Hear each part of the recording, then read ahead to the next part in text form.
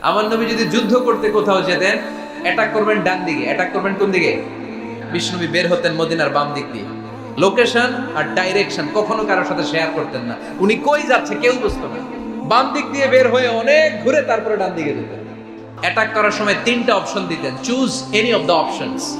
যে বলতেন নাম্বার 1 আসলিম তাসলাম, ইসলাম মানো, ভাই ভাই আমার হৃদয়ে চলে আসো, তোমরাও ভাই আমরাও ভাই, দুনিয়াতেও শান্তি আখিরাতেও শান্তি। এটা যদি ভালো না লাগে অপশন 2, তোমরা ট্যাক্স দিবা, আমরা তোমাদেরকে সিকিউরিটি দিব।